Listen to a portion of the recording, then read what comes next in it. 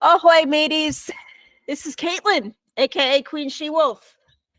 And this is Jamie, aka JD Star 88. Oh my god, we're back again. Guess who's back? Back again. Oh, is it not time to sing that? I was thinking of Backstreet Boys. Yeah! That's what I got it from. But anyway, I know, yeah, we haven't had a podcast, I think, since June. It's been a minute, yeah. It's been a long-ass time. So what have we been doing in that long-ass time since June, since we last spoke to the one person that likes to listen to us? Oh, well, hello, one person that likes to listen to us. Hello. Last month, October 8th, I actually got married.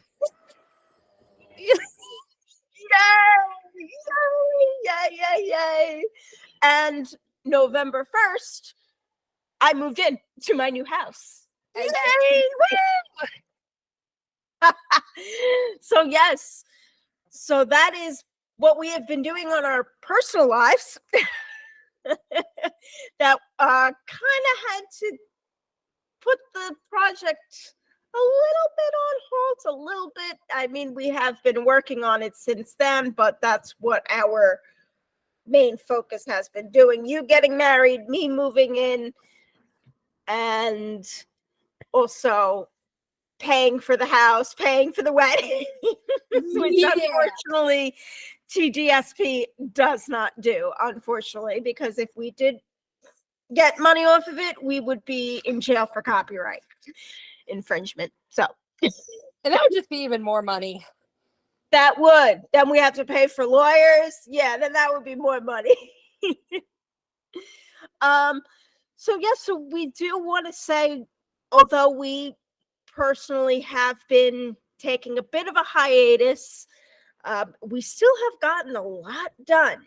We have gotten a lot done, because another reason why we said back in June while we're halting on the podcast is because we do want to focus mainly on writing the project, and that is something that we have been doing.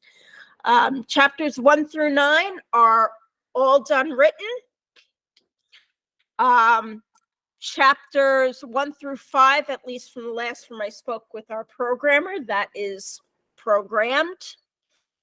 I think also she said there was an Android beta testing that she did, that one of our volunteers tested for the Ollie route.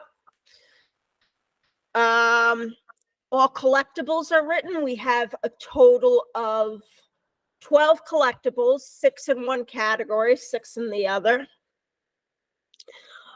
And what is not done is pretty much half of chapter 10, which includes Charlie's Dirty 30 and the final battle. A lot of work. Why don't you tell us a little bit about the final battle? Because I know you've been working on it. I have. So I'm not going to lie to our fans. It is a struggle. Because as we all remember from Distant Shores Book 1, the kind of fun, and I don't know, I could be the only one that feels this way. Feel free to have a different opinion. But I felt that the last final battle with the Admiral was a little anticlimactic. Exactly. Yeah, exactly. And I am and also what we're also trying to do is we're trying to make it climactic, but also easier to write. Yes, make my life so much easier. I will say I have gotten so much more respect for apps like, if anyone out there plays Romance Club, Yes. and the way Romance Club stories are written, you can have like 8 different outcomes, and I don't know how they do it. Mad props to them for that. Exactly. They are. I mean, I've played a couple of Romance Club. I think the only one I finished was the Heaven one. Heaven's Secret, that's a good one. Yeah, with Dino. Yes. Yeah, they're like so many outcomes. I mean, that with Romance Club, that's the one where I need a walkthrough. You know, I'm gonna throw away my I'm a 90s kid. I don't need a walkthrough. I just figure it out on my own, not go on the internet. With Romance Club, I'm like, the 90s are dead. Why don't I just get with the 21st century and just look it up online? But yes, yeah, I noticed that with and on the walkthrough, it's like if you're the angel, you get this one. If you're the devil, demon, you get this one. If you kill the mom, you yada yada yada, blah blah blah blah blah. I'm like, oh my god, there's so many outcomes. Yeah. We have, with the way the final battle is, I definitely have written it in a way where certain choices will affect the outcome, but definitely not like 8 to 10 different endings like Romance Club. Exactly. Yes. And we know we have spoken about, of course, the old Admiral in DS1. We have, so count them, 3 villains. 3 villains that we will say with the final battle, 2 of them you meet for the second time, and the new Admiral is the one we meet for the first time in the final chapter. And I guess the reason why we waited so long is because if you notice with Choice's books, like you do meet the villain. Like, okay, perfect. Let's talk about DS1. Like you do meet the villain. But of course, you know, it's kind of like, all right, you meet him here, but then how does he go away for a while? We do also want to say that Magdalena will make an appearance. We have decided to write her in, and she will, I guess, from the plan that I have, is she will kind of introduce you to the new Admiral, to, I guess, what he looks like, at least, because you know, mainly when we talk about the new Admiral and the new Lieutenant, you know, the new Admiral is the old Admiral's brother and the Lieutenant is his son, so it's Ollie's uncle and cousin. So you're hearing, of course, about them via Ollie. It's hearsay. He says like, "Oh, yeah, my uncle, yeah, no, my uncle's out for vengeance, and my cousin is, well, he used to be my brother, and you're like my brother to me." And of course, that's just hearsay. You're not actually showing the reader why these villains need to be feared. You ever see the show Avatar: The Last Airbender? I've never seen the thing all the way through, but I have seen like certain episodes. I love the Sky Bison. His name's Appa, right? Appa, yes. I like Appa. I love Appa. Everybody loves Appa. He's giant and fluffy and cute. But okay. Have you ever seen any episodes with Fire Lord Ozai? Is he the guy that's Uncle Iroh's nephew or something like that? No, that's Zuko. Fire Lord Ozai is Uncle Iroh's brother and Zuko's father. Oh, no, I haven't seen any of them. Okay, I'm going to give you a little bit of a spoiler then. All right, so if you watch Atla through beginning through end, you'll notice that in seasons 1 through 2, you're hearing from other characters what Ozai did. He burned his son. He banished his son. But those are all the things that the characters say. You don't actually see him do it. I mean, you see it in a flashback, but still, it's what another character is saying. You're not seeing it in real time. And then when you get to season 3, first of all, you actually do see his face. And you actually do see what he is capable of doing. So in season 3, he actually does plan a genocide. Luckily, of course, he didn't do it. But then in the finale, you actually do see him carry out that plan in order to commit a genocide. You're not hearing from another character, Oh yeah, he's planning on wiping out the Earth Kingdom. What do we do? But no, as the viewer, you're actually seeing how he's doing it. He's using a comet to amp up his power so he can just wipe out part of the map and control the world. So that's, of course, what happens when you write villains, and what we noticed that we were doing when we were writing DS2. It's like, well, we're just kind of talking about how bad the new Admiral is. We're not really showing how bad he is. So, but yes, we have the new Admiral, we have the new Lieutenant, and then do you remember who the third one is? Should I say it? Yeah, say it. Okay, the Spanish commander. The Spanish commander. Now, if anybody has played the Ed route and you did like it was a diamond scene. It was a diamond scene, and Ed told you that he's crossed paths with the Spanish commander. I forget what, I think that was in chapter 8, but yes, he's a villain from Ed's past. So we thought, of course, of writing him in, and why is he written in? That we won't give away. Yeah. That we won't give away. But yes, I'm trying to think of anything. I mean, we've gotten just so much done. You know, I feel like we've gotten so much done, but at the same time, we still have so much to go to. You know, we have so much to do. I think now it's up to our programmers too to start to finally put everything together. And of course, obviously, we are always looking for more programmers. It's not because we're firing our programmers. We're just, hey, the more programmers we have, the faster this can get done. Plus, you also can't really fire someone for volunteer work.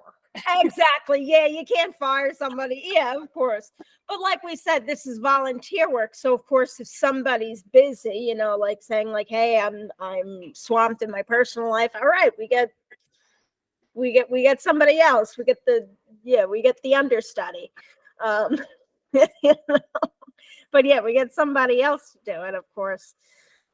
But you know, even if nobody was busy, still, it's just, let's just get as many people as we can to do it, just so it can be done. Yes. Yes. So so that is, I know that's pretty much what's going on with our sequel. I know I give everybody a weekend update. I just hope that it's not just me. It's not just me saying that we'll do things. I hope it means that actually we are keeping our word. And it's actually really important to us to deliver a sequel that people will like. Exactly. And people will like, and I said this, I think, in one of the last weekend updates. You know, I don't want the ending to sound rushed, or especially since I have been saying, and this is true, I don't want to do this anymore. I don't want to do this project anymore. I mean, I want to finish it, but I don't want to spend so much time on it. I can't. I have a mortgage to do. I have to pay off. This is not paying off my mortgage. So I don't want the final chapter to sound like, oh, yeah, they really didn't want to do this anymore, so they fucked up the ending. But I just noticed, like, the common theme with what people want in the ending and why they did not, and the grievance of why they did not get a DS sequel, was because they didn't get a happy ending. You know, they didn't get the ending that they wanted, which is be with the LI forever. And we will say that yes, you get to be with the Li forever, but how are you going to be with the Li forever? Sorry. Or or to quote the good old Pixelberry with their newsletter, use your imagination. Oh yeah, use your imagination. I'm like, no. that is such lazy storytelling. That is lazy storytelling. It's like, then what am I paying you for then if I'm supposed to use my imagination? I mean, granted, our thing is free, but it's still like, yeah. If I got to use my imagination, what am I doing this for? People are wondering with how PB is going, because what they've been doing a lot is they've been doing, like, of course, the 100 ads a day. Watch 100 ads a day and you each get a diamond, instead of just watching 3 ads a day. Hey, that's a great way to get 100 easy diamonds right there. Exactly. Or the keys. They're now doing that with keys. They're doing something similar to, I don't want to say what Romance Club does with diamond rushes, because with Romance Club, with diamond rushes, that means that all diamond options are free.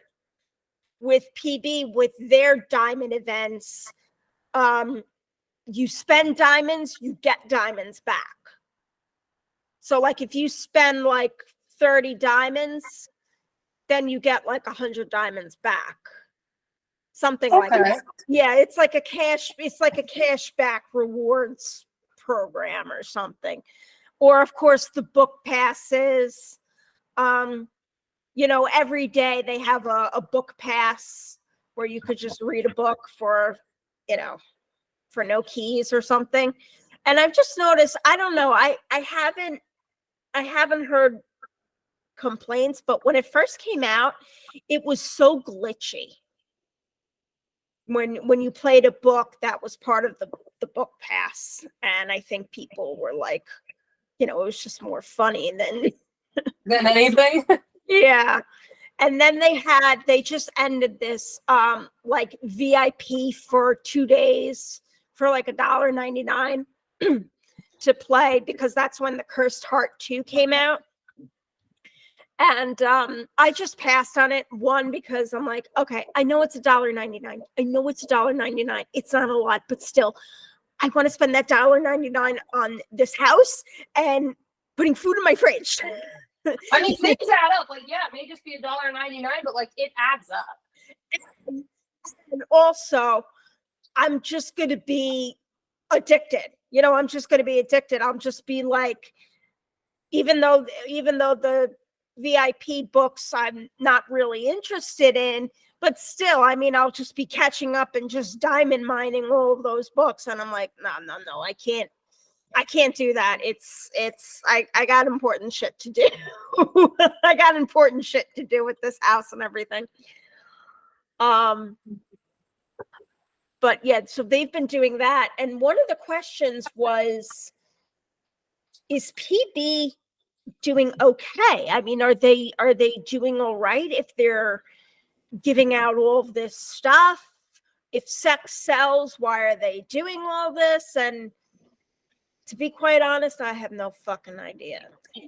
that I don't know. All I know is that people are tired. People are really tired of the smut books, the affair type books. Like, the Duchess affair just ended.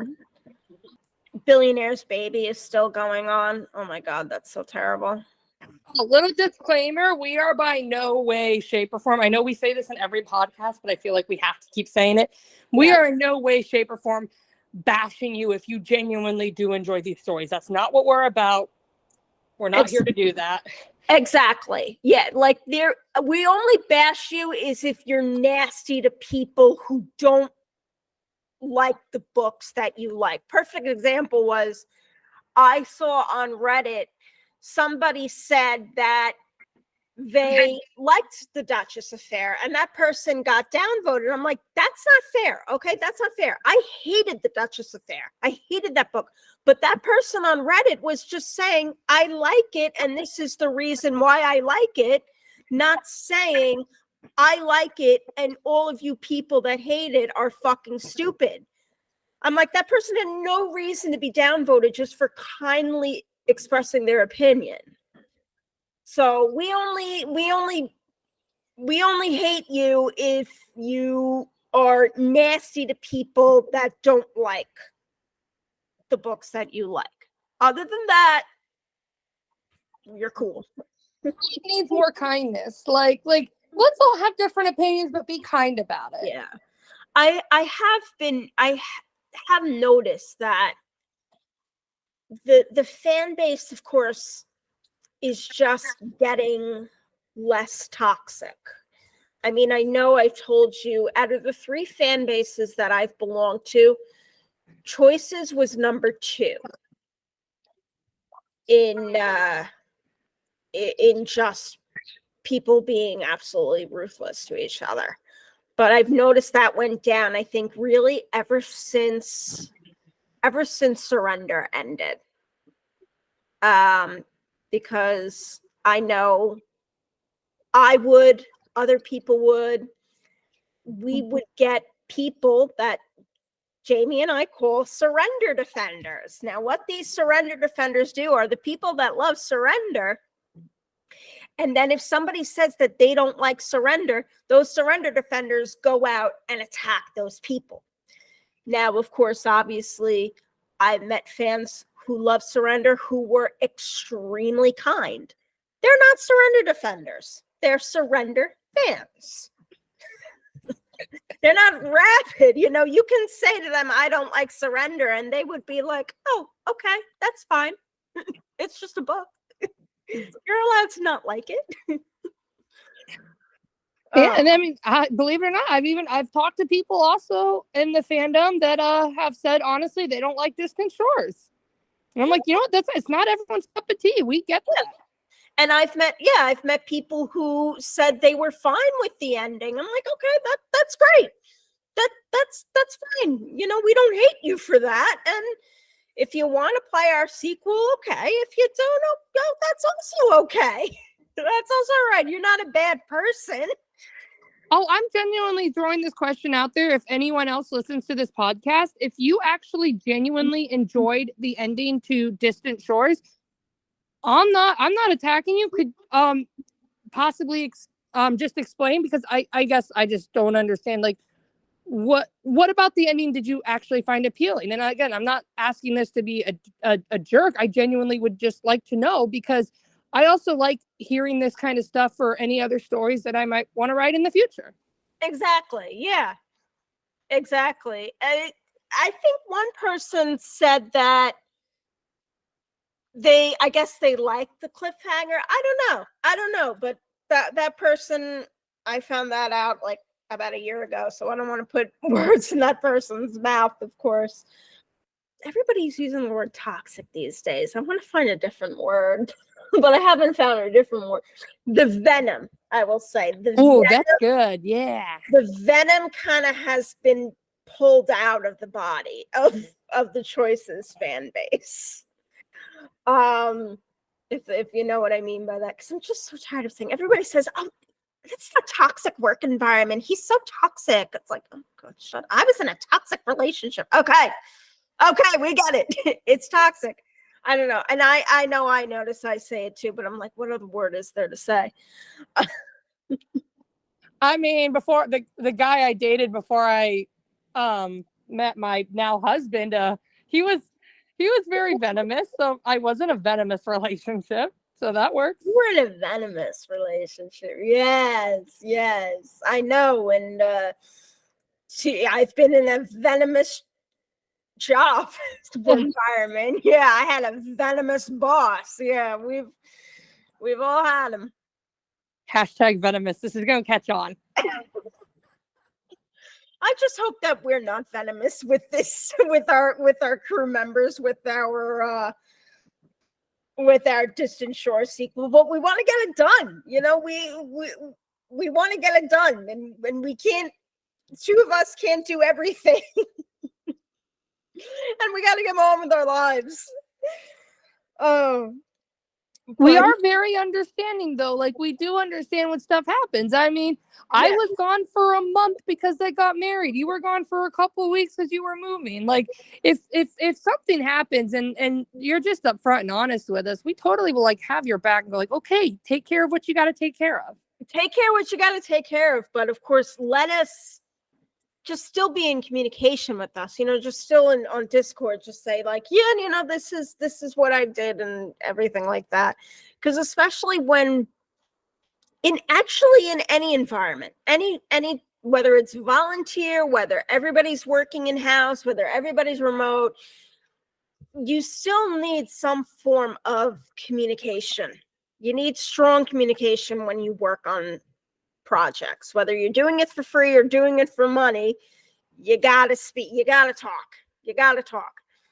And I don't know, I just feel like communication these days, anywhere is just so hard to get. But communicate, that's all it takes. That could be a song. Communicate, that's all it takes. That would be. Can you cut this part out, please? No, that would be a good song, like on a children's show, like maybe Sesame Street or something, to teach children how to communicate. To teach basic communication skills to children. I think that would be one. But yes, of course, in this project, we require communication. Especially since we're so close to hitting home base here.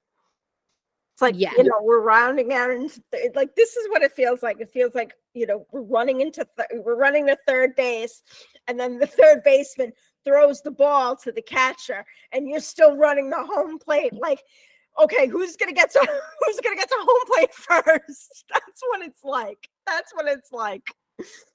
Bolas is doing okay. Oh yes, I would like to hear, how is Bolas too? People like it.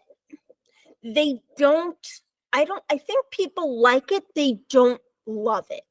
When Bolas 2 came out, I felt like it was going to be like The Empire Strikes Back or Terminator 2. Like you see the sequel and you're like, is this the first time in my life where I believe the sequel is better than the first story?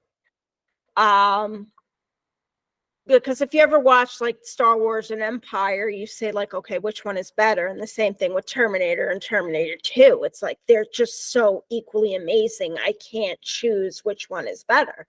And I think that's what people wanted out of Bolas 2. But you can tell that it's not up to par. It's really just not up to par.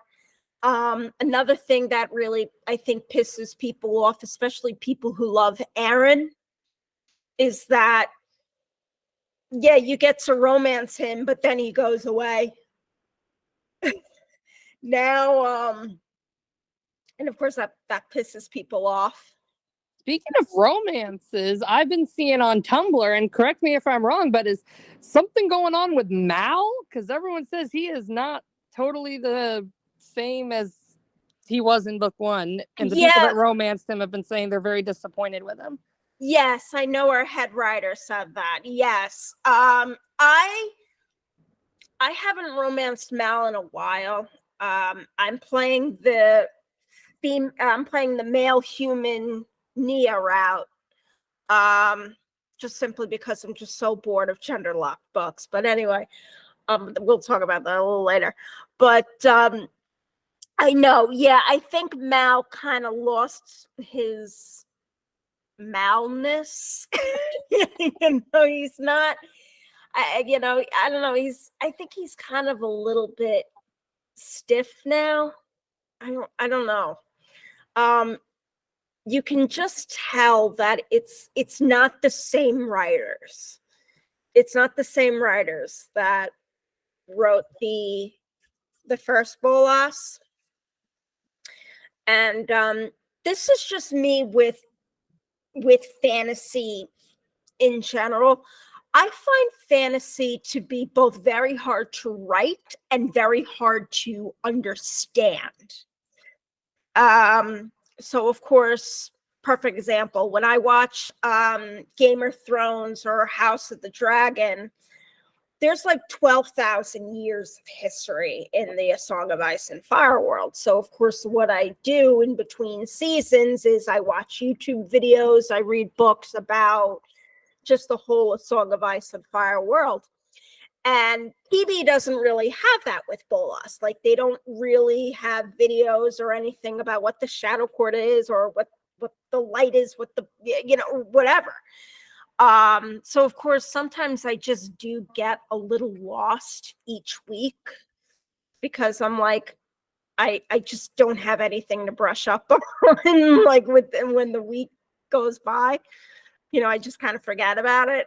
So, but yeah, Bolas, it's the same. Like, you get to collect elite skills, and of course there's experience points, but it's still not as good as the first one. The Cursed Heart 2 came out. I think that came out Wednesday.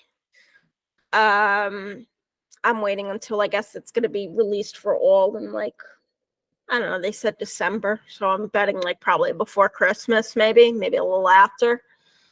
That people loved. The Cursed Heart, I think, is a give or take. Some people love it, some people hated it. That's another one where I'm doing like a male MC, female LI route, because there's not a lot of them. Just not a lot of male MC routes, period. Male loves male or men loves woman. Because lately so much, this year has just been gender locked books. And some of them, of course, do you really need to be, do they really need to be gender locked? But yeah, so Duchess Affair. What else? Billionaire's Baby. Well, nobody really likes Billionaire's Baby. I don't think. Oh, First Comes Love. Oh my God, that one was horrendous. Oh. First Comes Love. Thankfully that didn't get a sequel, because everybody hated that book. Everybody hated that book because really they also hated the MC. And they also hated the MC's friend that was trying to egg her on, like, yeah, get Blake and Rebecca to break up so you can be with Blake. It's like, oh my God, please, you're 30 now. 30. And you're doing this type of shit. But yeah, when people hate the main character, like, that's the reason why Witness was so bad, because people hated the main character. And now it's First Comes Love. People hated the main character as well. And with First Comes Love, I at least tried to do the nice girl route by saying, no, I'm not going to break up Blake and Rebecca. I'm not going to do that.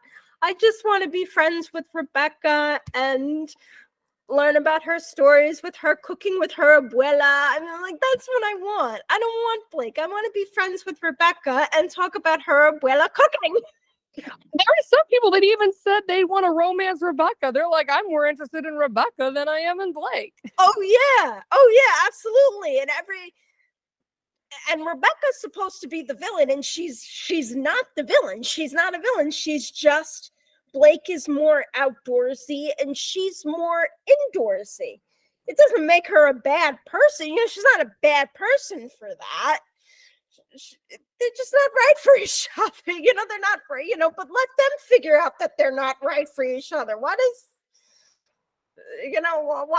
MC and her friend have to do this shit? So, because plot. Well, that is just a horrible plot. I mean, it's just a horrible plot. You make a pact 10 years ago that if you're single by 30, you get married. It's like, but then what the fuck were you doing for 10 years?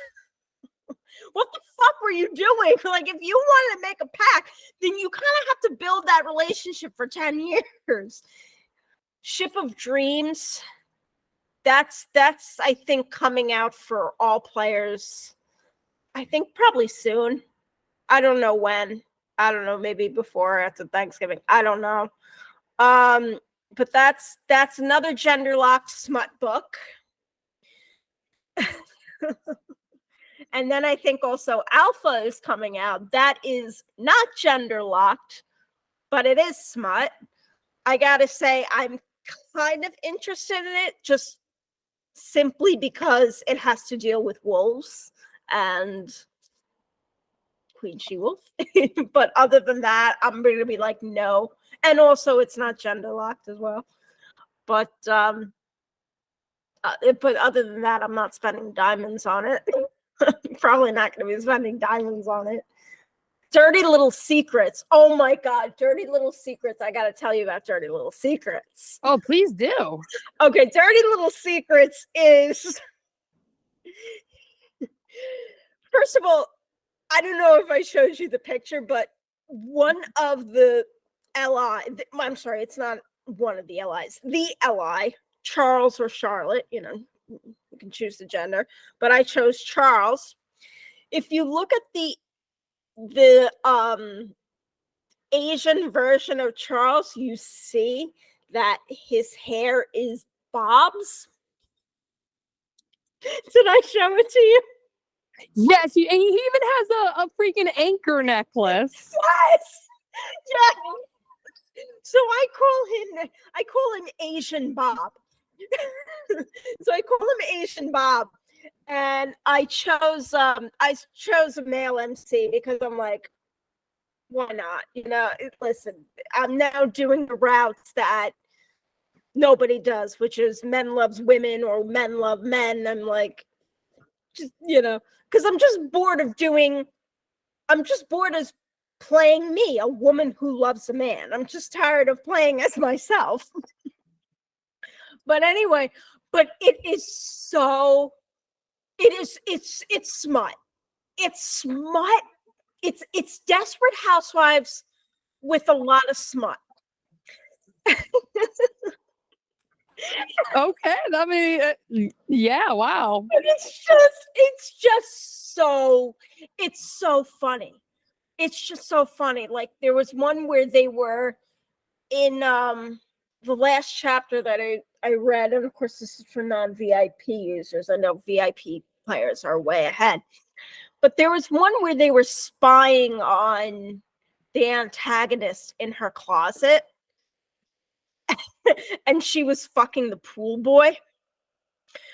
And then you had a chance with the LI to fuck in her closet. What the?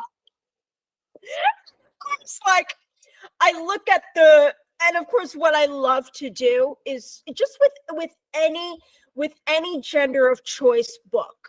Any gender of choice book or different, gender of choice LI, MC, whatever. What I love to do is I just love to go on YouTube and see how they write. How do they write a female LI? How do they write a male MC with the female LI? And even when it's not smut, just to see how they write it.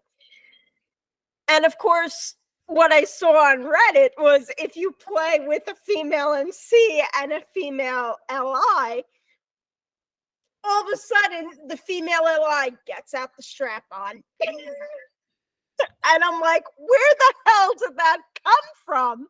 And of course, people are like, yeah, let's, have more of this, have more of this for Sapphic Stories. And I'm like, okay, that, but it's like all of a sudden, where did you get the strap on? I have to say this. Every time I ever consider downloading Choices again, you always tell me stuff that makes me really glad that I didn't. But Well, that's because that is a diamond scene. I didn't pay for the diamond scenes. Even if you don't pay for the diamond scenes, Dirty Little Secrets is still filled with smut. It's still so filled. It's still so filled with smut. Like there was one where in the beginning, like where you go into, I'm going to say Charles because I'm playing with a male LI. You go into, Charles invites you over for dinner. It's just the two of you. His daughter is sleeping over at a friend's house. So you go in and you cook with Charles, and then you imagine yourself in just an apron and he's in nothing. And you're cooking. And I'm like, oh my God, this is so fucking hysterical. And of course, the LI is like, you know, MC, are you there? And MC's like, nope, I'm in La La Land fantasizing about you cooking naked. Yes, exactly. Exactly. So, and then of course the MC says, I just gotta go to the bathroom. Where's your bathroom? And then what MC does is there's a rumor that Charles killed his wife.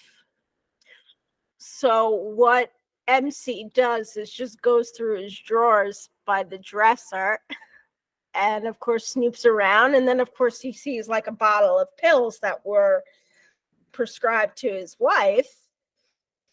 And then it ends like with Charles saying, oh, so you lost your way to the bathroom? Yeah, because I'm totally gonna just instead snoop. Yeah, like MC, and even MC is aware of this. Like, why am I so turned on by a guy that probably killed his, not only that I just met, but probably killed his wife? You know, because when Charles says, like, you know, oh, Yvette's his daughter, Yvette's staying over at a friend's house, so it'll just be the two of us, you know, eating dinner. And MC is like, is he really inviting me over for dinner, or is he going to kill me? And of course, you're watching, MC was watching Charles like cut vegetables with a knife, and you realize like, wow, he's really good with a knife. Now you about to go, wow, he's really good with his hand. Well, also he's a carpenter. He's a carpenter too. So, you know, he knows around like sharp objects. He knows around sharp objects. But it's still so funny.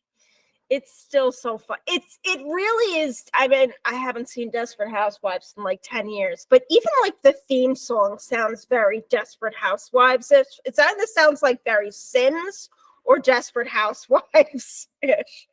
But I'm telling you, if you ever want to re-download Choices, just start with the smutty books, just to diamond mine them, just to get a fucking laugh. Just to get a fucking laugh, I'm telling you. I mean, this sounds great, actually. It does. Like, I am so glad. I am so glad that, you know, Dirty Little Secrets comes out on the days where I work from home. So, like, I don't have to go and play in the lunchroom and just start, you know, like reading smut, you know, or just laughing at it. You know, I'm just like right away, oh, my lunch is there? Okay, let me just lie in my bed and play this and laugh at it without any of my coworkers knowing.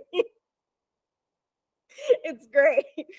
It's so funny because it is like one of those books with Choices where it's like, you cannot play this in public. You know, you cannot, even when you don't take any of the smut scenes, you can't play it in public. So like, don't play this in public. Don't play this in public. But I know, and I'm trying to think what else is coming out. Isn't Immortal Desires 2 supposed to be coming out in like February, January. February, yeah, February. I think I know. I keep the Choices newsletter. Yeah, and then I think they have. I'm trying to see of what they're, because I'm not VIP anymore. I'm saving that $14.99 for this fucking mortgage. I mean, the fact that their VIP costs like more or almost the same price as like a Netflix subscription. Yeah. It's kind of like, I don't know. That says something. Well, people say, I mean, people that do have VIP say it's worth it, probably because simply you get more diamonds and you get infinite amount of keys, probably not because of the stories itself, but I'm like, I'll wait. I'll wait. And also, it's probably something that's good that if you play Choices every day, it's also how much do you invest in the app time wise. And I just really kind of play whenever the new chapters are out and just to get my daily rewards. And I most likely all the time go up to like 3. I very, very rarely do I go up to 100. Simply because, and I've noticed this with all gaming apps, ads have gotten worse in terms of just ending them. They go on for like a minute, like 30 seconds to tell you about the app, and then you have 30 seconds to stare at it because what they want you to do is start playing the app.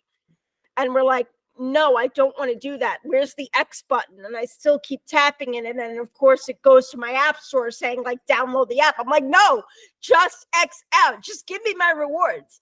I remember when they used to be 30 seconds and you get your reward in 30 seconds. Not even 30 seconds, maybe 15 seconds. In Kindred, they had a cat named Gus. He was black and white and chunky all over. Oh, and he was free. He came in the first chapter. He reminded me of my guinea pig, Ray, because Ray, too, is black and white and chunky all over. Kindred, speaking of Kindred was another book that people liked. I personally, I have to say, I didn't give it a fair chance because I was like, another Genderlocked book? Another one? I'm not spending any money on it. Yeah. Let me guess. It was a book not that was not dedicated to smut, so it probably did not get a sequel. Am I right? Well, even the books that are smutty didn't get sequels. Like The Duchess Affair didn't get a sequel. But yeah, no, it was a book that I would have loved. It was not smut. It had a plot. It had great LIs, but I just did not want to play it because I didn't want to play as myself. I didn't want to play as a woman. Like I'm kind of tired of that. Let's go for the male MCs, which not many people play as. But if in another time, maybe if I ever do replay it, I'll be like, yeah, I'll pay attention to it. And I'll like it. But I just don't, it's one of those books where I like it, but I don't like it right now. If that makes sense. I like it, but I don't like it right now. Yeah. No, that makes sense. Yeah. And Crimes of Passion 2, that ended like it wasn't getting a sequel, but eventually PB says, yes, it is getting a sequel. So I wonder if when they finished it, when they finished it, they just said, okay, let's leave it as is. Because even at the at the ending, when they say, oh, thank you for playing, they didn't say, take a look out for Crimes of Passion 3 coming. They didn't say that. but it ended like it wasn't getting a sequel. And then I think probably at the last minute when they finished it, PB changed their minds and said like, yeah, let's make a sequel. Let's make a third book. So, but yeah. And I don't know if you heard about like what happened with Most Wanted. I mean, they said this on Story Loom. I think they said pretty much like the Most Wanted plot became the plot for the first book of Crimes of Passion. Why did Most Wanted not get a sequel? The world will never know. The world will never know. Because if that's the case, and it's like, why exactly couldn't Most Wanted have had that plot? Why didn't they? You know what? And I say this constantly. I say this constantly with people about, like when they say like, why didn't DS get a sequel? Or why did they cancel Hero? And then I say, who knows? You sound like the owl from the Tootsie Pop commercial. The world may never know. Yeah, exactly. The world may never know. How many licks does it take to get to Tootsie Roll center of a Tootsie Pop? Well, let's see. Well, technically, if you take the owls where it takes 3.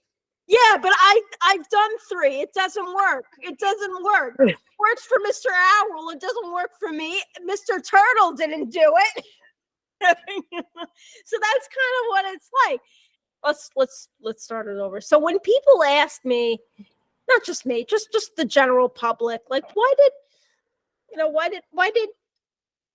DS not get a sequel? Why did Hero not get a sequel? It's like, and I say, who knows? Who knows? It's people could have left, people could have been fired, people could have been laid off due to COVID, and then they wanted to take the company in a different direction. We'll probably never know, and we just have to take PB's word for it if they ever say, oh yeah, this is the reason why we didn't give DS a sequel, and we just take that answer and then say, all right. But we'll never know. We'll never know. One of life's great mysteries. Life's greatest mysteries. But they are focusing a lot on Story Loom too. Which of course, obviously, I don't want to do because I'm too focused on the Distant Shores project. And I just also and of course if they do DS, when are they going to release the packs for DS? Because they did that with Open Heart, they did that with the Royal Romance, but of course those were like contest, hey, you want to do like a Open Heart sequel, here you go, here's the pack and everything like that, and you write it. And same thing with the Royal Romance. But I don't know, those with the Royal Romance, that cow is milked dry. Oh, that cow is not only milked dry, it is dead. It is dead and milked. It's probably been milked to death, and they're still milking it. Why? There's nothing else coming out. There's nothing else coming out of those cows. I know, exactly. And Open Heart was, I think for them, that was a way of saying like, okay, we know the third book sucked, so why don't you guys try it? So that's kind of like HBO saying like, yeah, we know we fucked up season 8 of Game of Thrones. Why don't all of you people that signed the petition for us to rewrite a Game of Thrones, rewrite season 8, why don't you guys do it? And we'll pay, and we'll see who has the best one, and we'll give you money for it. We'll make it a contest. and you'll get money for it. So that's kind of what it's like, it sounds like. But what the hell do I know? Don't take my word for it. This is just my opinion. Honestly, I couldn't enter those contests even if I wanted to, because like I feel like every storyline, at least with the Royal Romance, every story has been pulled from every angle, and I'm like, no. Exactly. And Take the cow out to pasture, it's done. Yeah. And I'm a vegetarian, so that said something. What I'm doing personally, I'm doing two things personally with PB. One, I'm starting to get a YouTube channel up where I play the choices books the way I want to play them. So, for example, like if I play DS, I am going to play exactly like how I will. Like I wouldn't flirt with Ed or anybody right away. I'll probably wait until like Ed wanted to kiss me and what, like after seeing with the mayor, I think. Yeah, and then I'll be like, yeah, you can kiss me. First chapter, I'm not gonna lie, first chapter when you were up in the crow's nest and there was that option to lean closer, you best believe I hit that lean closer option. I know. Or I'll probably, and this is if people give me a lot of money on Patreon, then I would probably play like the books that they want, the route they want, the MC they want, but that's a lot of money. You got to give me a lot of money you got to be a big Patreon supporter for that. Because hey, I need money. I need money for this house. I need money. But mainly, of course, listen, if I don't make money off of it, I don't make money off of it. That's fine, as long as I have another source of income. But also, I think I also want to start it just to show you, just to be like, we'll be like those, like Statler and Waldorf in the Muppet Show. We'll just be roasting these books. That's what I'm gonna be. I'm gonna be showing it to you, and we'll be roasting it from the balcony. But don't get me wrong. No, I will play books people love, but there are some books that I won't do simply just because they're way too long, like The Freshman or The Royal Romance, simply because they're too fucking long. My two first loves, 100 chapters. Exactly. Yeah, well, that I'll probably condense like, I don't know, maybe like 5 chapters, but then I'm like, no, I don't want to do that. Like, I don't want to do that. No. But yeah, exactly. And also, I am writing a DS inspired novel. I, of course, there are some things, of course, that I do need to change just to avoid copyright claims, like, why do we hate Bob? Because Bob is Bob. Bob is Bob. Bob is a mutinistic, but in this book, do I make him a mutinistic? Or is he the first mate? Like, I don't want him to make him the first mate. Yeah, it's, you know what I'm saying? Like, then it would be too much. Like DS, and I don't want to do that. And of course, obviously, I'm going to make Ed extremely different. Ed's personality will be pretty, very different. I'm going to, of course, cut out characters or rename characters. So just, of course, all to avoid. And the MC will be very, very, very different from the DS book. But yeah, let's just make it completely different, and I won't get sued. Yay! Yeah, I can still make money and not get sued. Yes. Oh, yes. And of course, everybody, I think, is self-publishing books these days, which is like so much work. Because but I think I also, and I learned this from my writing group when they brought in people that did publish their books, like the 3 different ways. They went to like the big 5, like, Penguin House, Penguin, Random House, and then you have one that did a hybrid, and then you did one that just completely published it on her own.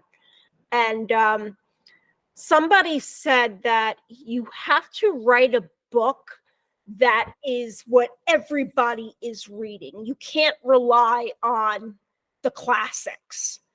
So, okay, I want to write another 1984. I want to write another dystopian novel. Well, that's people are not interested in dystopian novels right now. They're more interested in, I don't know what other people are interested in. Smut. I don't know. I'm just throwing something out there. But I think that's probably why I'm wondering, maybe that's what PB are doing. They're just looking around at the other apps, that other choices like apps, and see like, okay, a lot of them are doing smut. This is probably what people that play these books are into. But then again, Romance Club is their competitors, and Romance Club is not really that smutty. But who knows? And then I think they probably just have like a phase.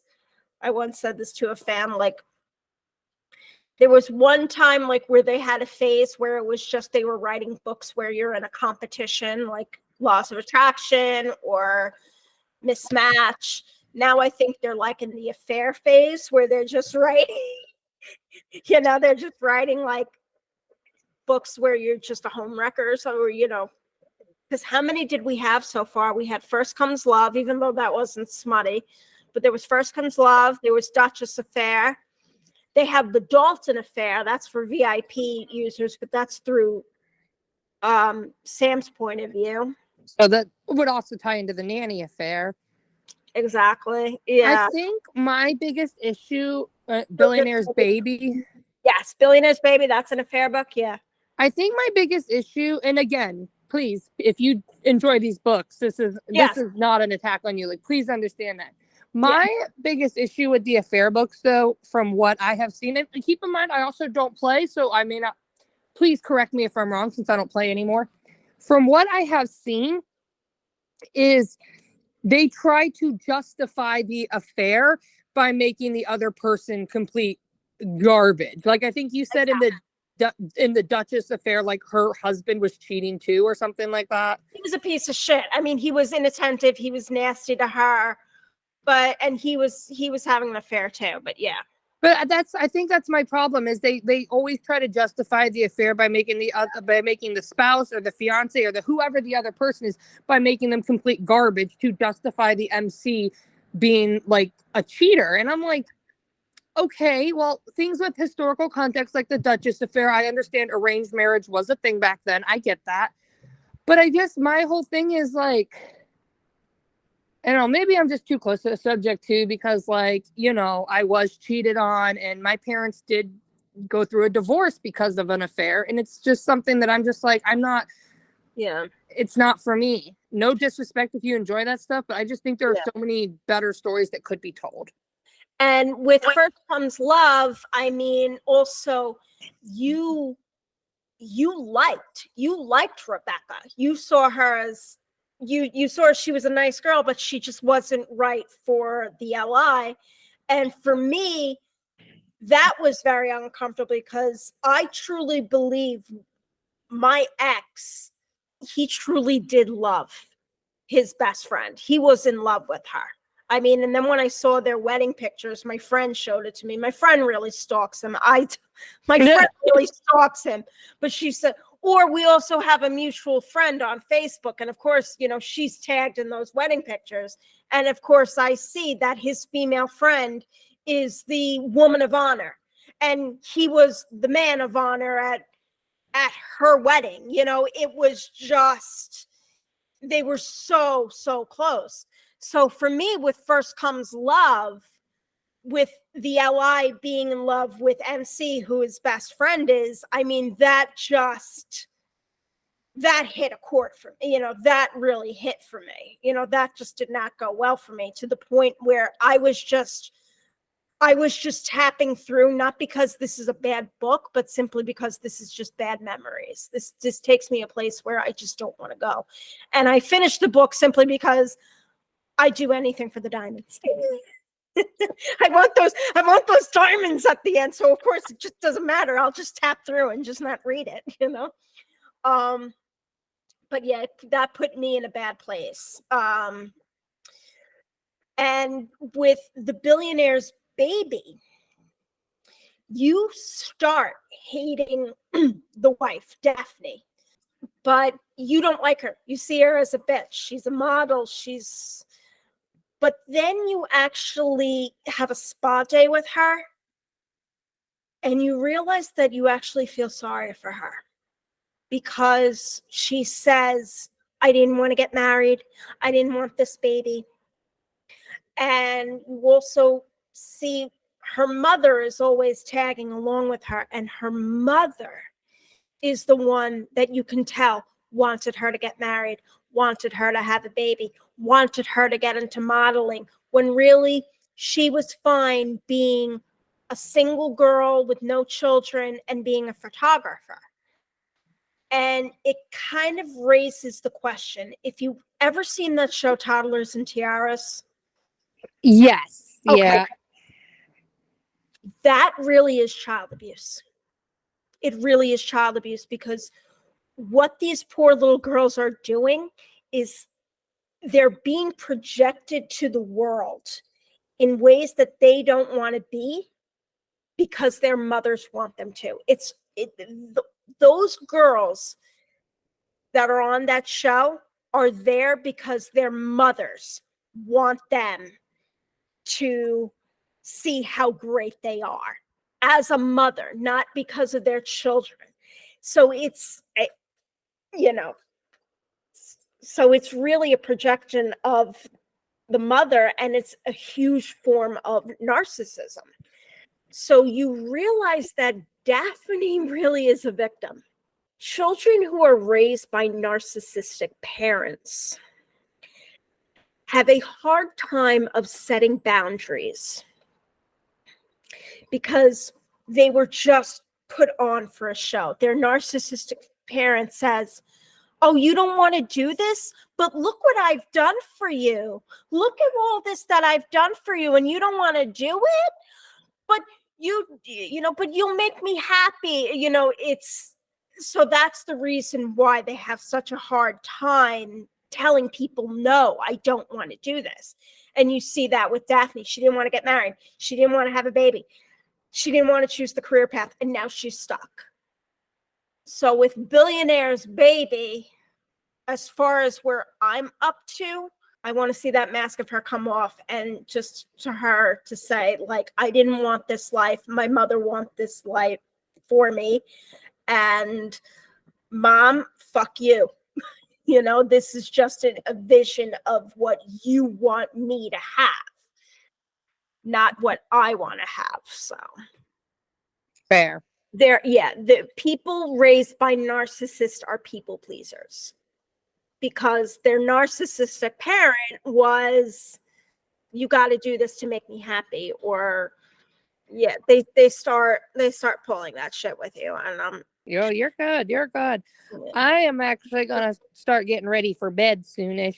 Yeah, we gotta wrap this up. Yeah, so but that's just basically what's going on. We talked a lot. We talked about what's going on with the sequel, what is need to be done, our peanut gallery about choices, and our current projects. So I think we did a lot. Go us. All righty, go us. So we'll talk to people, I don't know, maybe in the next 6 months or something. I don't know.